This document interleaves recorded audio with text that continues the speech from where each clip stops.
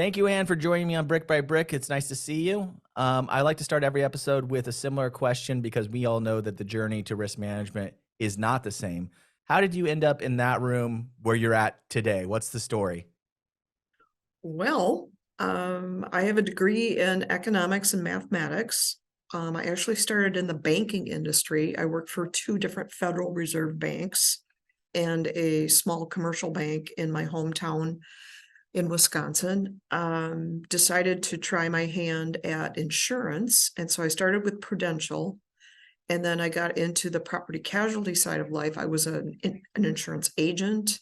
I've also worked as a customer service rep. And then I spent some time at Travelers Corporation in the underwriting and actuary side. And after that last nasty, I call it economic apocalypse that started in 2008, 9, Yeah. 10, I lost my job and I was looking for something else. And I found a smaller role with Kraus-Anderson Construction, who I was familiar with. And so I started as an insurance compliance coordinator. I would look at insurance certs, things like that. And I worked my way up to into the current role that I have now and became more of a risk manager, um, assisting all of our project management team, upper management with managing our subcontractors and their insurance. That's my biggest role, Mhm. is dealing with that. And that's how I What got into it. so from financial to insurance to Mhm. then working within insurance underwriting, that is a path that I've seen people take to get to where you are. When you ended up in the construction company reviewing those certifications, those COIs, what things do you think are important to make sure you get right about that review process? We have a lot of risk analysts who listen to the podcast who are doing, essentially doing that job right now, maybe under a risk manager, part of a broader team. Maybe they don't even have a risk manager, but they have someone reviewing those COIs. When you think about from where you started to where you are now, what advice would you or do you give to people who are reviewing COIs as their primary function? I want them to understand first and foremost what a COI, a certificate of insurance, actually is. It is mostly a document that says this person, this insured, has insurance with these companies, these types of insurance, the basic main four: general liability, automobile insurance, employer's liability. Everybody likes to call it work comp, but you're actually seeing their employer's liability, and then also an excess umbrella policy. That certificate does not automatically give you any kind of rights or coverages or anything like that. You need to ask for and get some of the endorsements and documents that are part of their policies. So I cannot stress that enough. Just some people like to say, "Oh, well, I'm the certificate holder." Well, unfortunately, that doesn't mean much. It's it's a mailing address. That's what that is. It Right. doesn't mean squat. You have to look at the first two parts of the top of a cert. It'll tell you that in writing. Mhm. If you translate it in English, it Yeah, doesn't right. mean squat. Uh, So I, that is I something that I cannot stress enough to people who are not knowledgeable about insurance, but just to understand that. how much risk this is something that I talk about all the time with my team, which is the full packet. Like some people collect just the COI and go, okay, they're compliant with no supporting documentation. So that's one element Correct. you're talking about. But how about this camp that exists in risk management, even in the profession, that I talk to every day and that you're part of, where they go, COI is not that important because we have it in the contract, so we're covered. Do you feel like collecting that COI and closing that loop is the due diligence of a risk program, of that contractual risk transfer to ensure that's Absolutely. happening? Or why not just go, Absolutely. "Well, it's in the contract, so I don't need to worry about it." I mean, yes, your contract might state that the insured is supposed to carry these, or the subcontractor, whatever, is supposed to carry these coverages. They should have them. It's in there. But if they don't have it, they don't carry it, they don't show proof of that, you don't even know where to begin to say file a claim against it if you didn't get a copy. You Right. don't know who their insurance agent is or their broker. You don't know what carrier they're with. You know nothing. You don't even know what their limits are, if it's still in force. You know, you don't know anything. So yeah, you need that.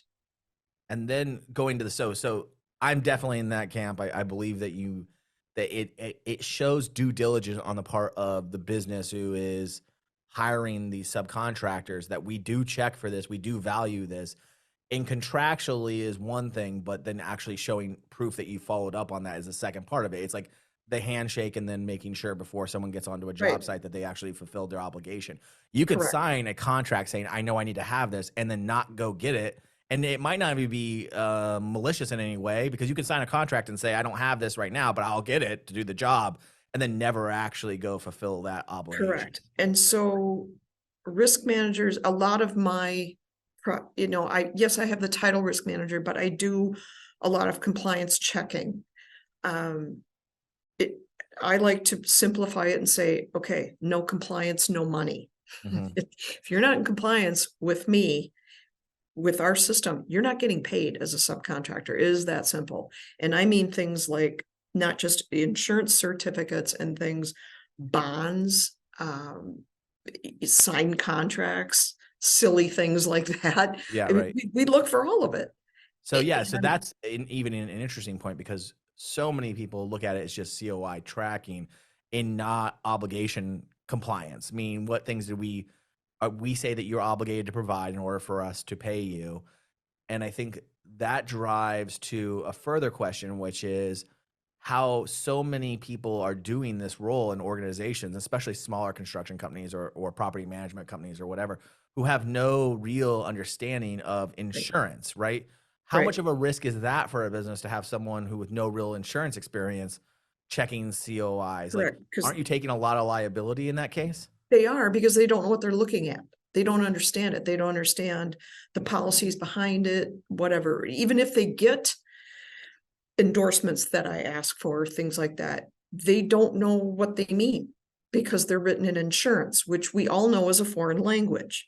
Mhm. And some of us speak fluent insurance. Yeah, That's right. people like me. I've been in the business 31 years. So I know how to read them and I translate it into English every day. Taking this back to your original, you said you went to school for mathematics.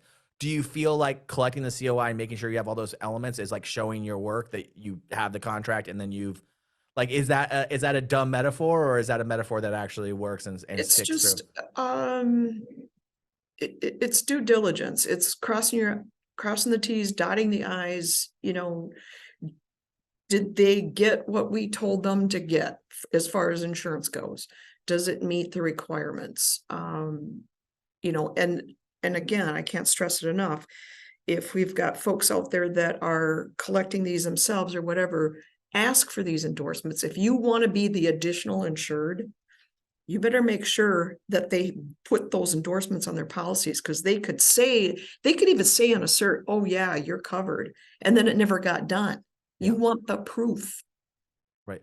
What about, so one of the things that we try to tackle with technology is this idea that a COI is a moment in time. And even if you're assuming Mhm. good intent, people can lie on COIs, and I think historically people have lied on COIs. But let's Yeah, pretend that everyone's using good intent. If a job runs 6 months, someone might have insurance day 1 when they show up on the job site, but may not have it day 100. How are you running compliance checks? Are you running those compliance checks on an ongoing basis to ensure that that information is still right. accurate? How do you manage that, and what best practices do you So recommend? we are asking, and a lot of general contractors will ask for this, to be notified if those policies were to cancel, non-renew, whatever. We want to be, it's called a third party notice of cancellation endorsement. I want to see that. I want to be notified. And so I do get those and I look at them just, you know, and I babysit them. Mhm. I stay on top of those. So that's part of the endorsement request. Like you recommend that you in the endorsement that you're I either notified. want to see it on the cert or show me the endorsement, however the agent wants to roll with that. Because some agents have an absolute spaz, I'm gonna use that word, but they will not put wording in what the section called the description of operations. Yep. You're telling me they're going to go to insurance jail or something, federal prison. If they put things on that cert, which isn't true exactly, they can't put things on a cert that aren't true. Right. You can't lie on there. If they have the coverage, you can list it. If they don't have the coverage, don't put it on there. Yeah. I think that's a simple rule about whatever. We won't get into that. But anyway, so I asked for that. I want to see that. And I also see a lot of the work that Kraus-Anderson does. We call it construction managed. We have clients, and a lot of them are the K through 12 schools, which KA is one of the largest builders of that in the nation. Mhm. So we manage the jobs for our school districts. They hold the contracts with Right. these workers. We don't, but we help them manage that. I refer to us as the ringleaders of the circus. We make sure the clowns get their work done. So I manage those certs for them, and I look at what the owner wants to see for limits and all that happy stuff. Right. Make sure they come to me. We manage that. And if Is that they're a consultative process? expired, Like if you're working with a school district and you think, wow, this is not normal what they're requesting. This is lower or higher. Are you giving that feedback as part of that risk management I program? am not, because that's a slippery legal slope. I see. We don't want to be giving them that advice, because if we gave them bad advice, they can come gunning after us and say, hey, you told us to do this and that didn't work out and blah, blah, blah. And we're coming after you to help pay for the bill. Yeah. Okay. So So when they're slippery doing this, slope. so that makes sense to me. So when they're doing this, one, I want to go back to endorsements for a second. So Yep. I know you're managing on behalf of a client, but for those who are working within a company, maybe where they're managing for the company that they actually Right. work for only, I find so many people don't have a view of all the endorsements they've accepted or all of just different all the acceptance that they've done over time. Like we all know it's like a risk appetite. Some organizations are willing to take on more risk or say that they're willing to ignore this element of what they required.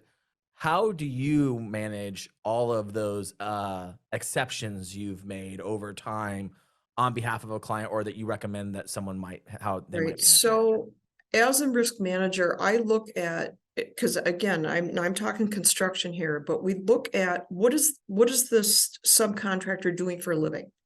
Mhm. Are they bringing in window treatments and hanging them up, making it look pretty? Okay, now it's dark, now it's light.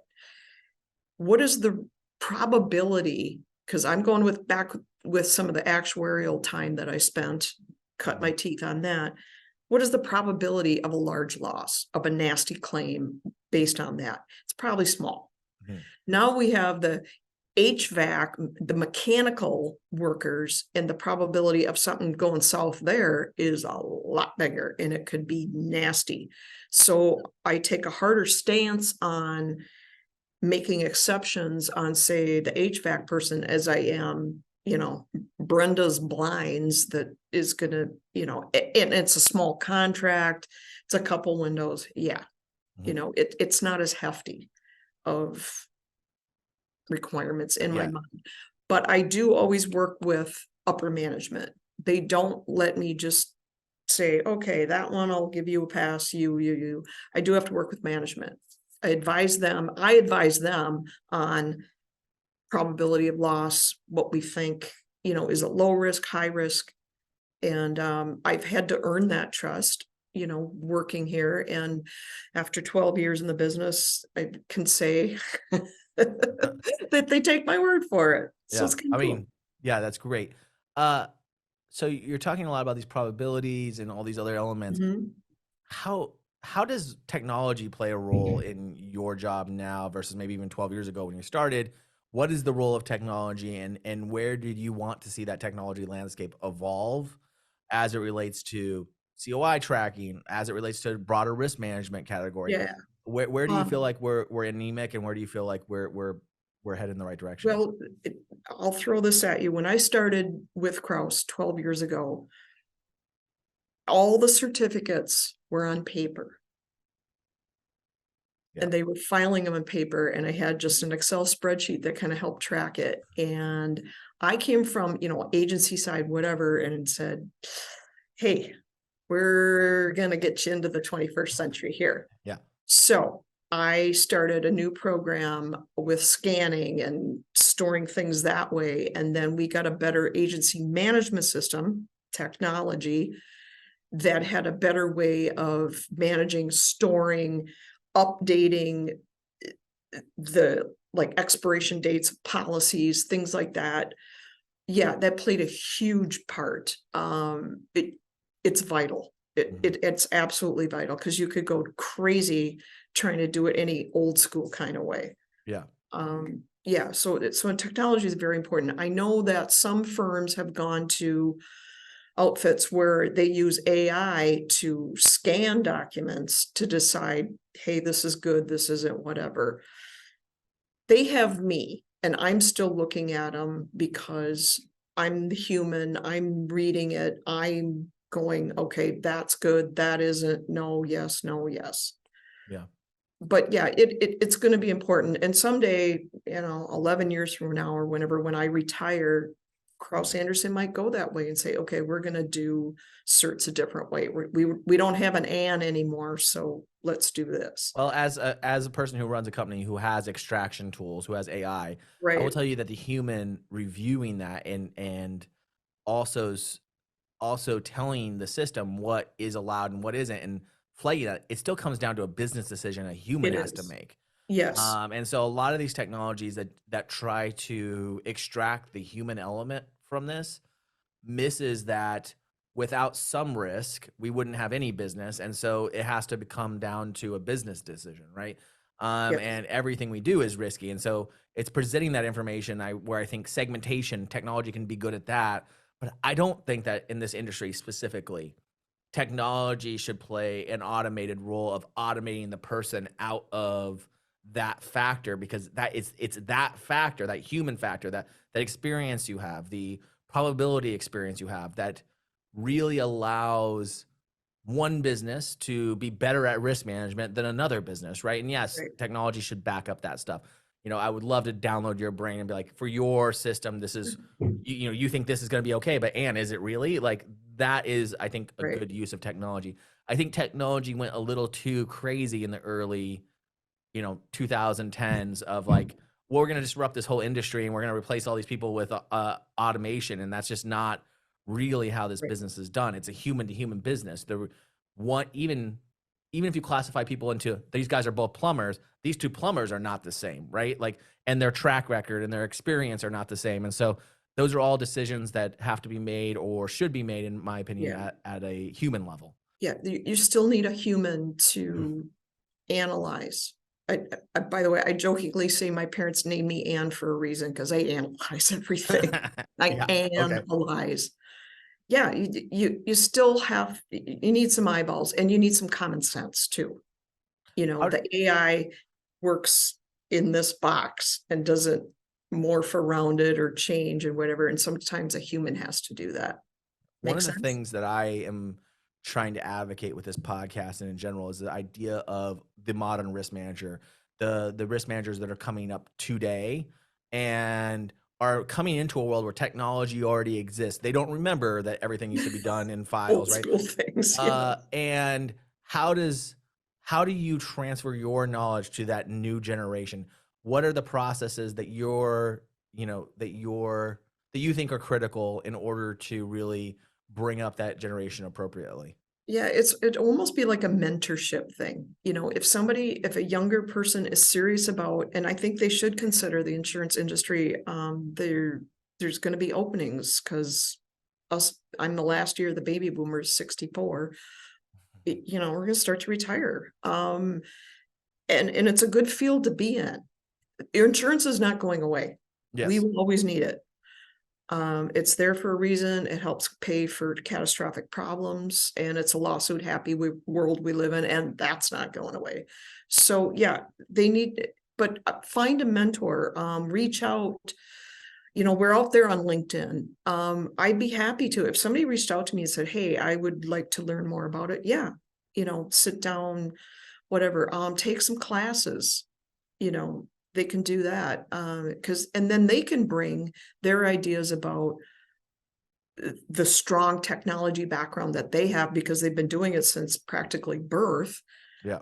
bring that in and morph the changes. Yeah, I really think it's a partnership, in that sense. It's been the thing that risk managers are most concerned about, which is that the talent pool of young risk analysts coming in or risk managers coming up are not really there across the board, even though insurance is a industry that's a little bit it doesn't really matter what the economy is doing outside there. It's a good industry to be in for lots of reasons, and it pays well.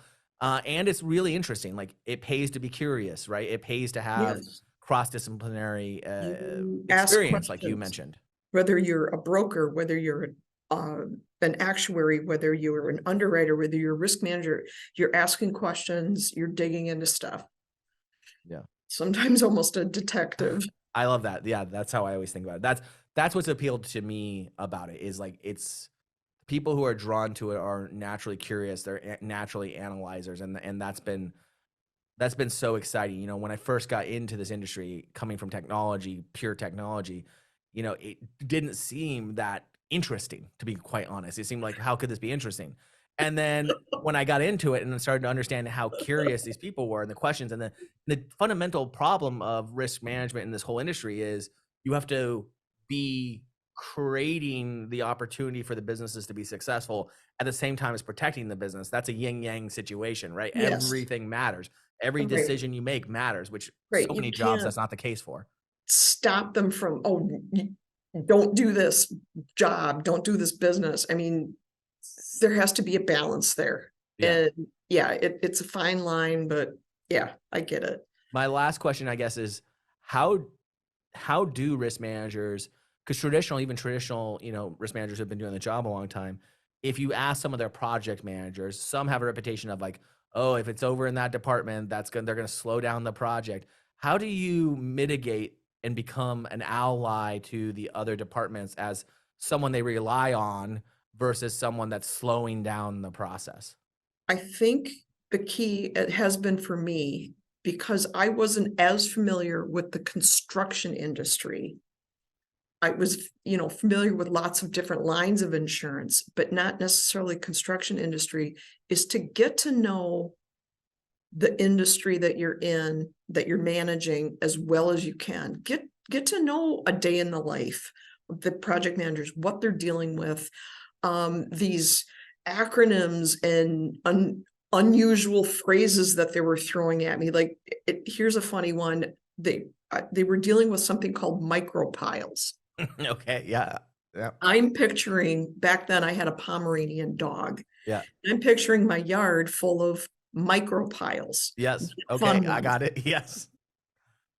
That's not what they laughed. Okay, and that's not really what a micropile is. It's something else that they use to help level a building. Right. Oh, okay. So get to know what these things are, and then you can think about, okay, what is the probability of a bad claim because that goes south? What besides the main four insurances that I talked about, sometimes they need to provide pollution insurance. Ooh, Right. there's a fun topic.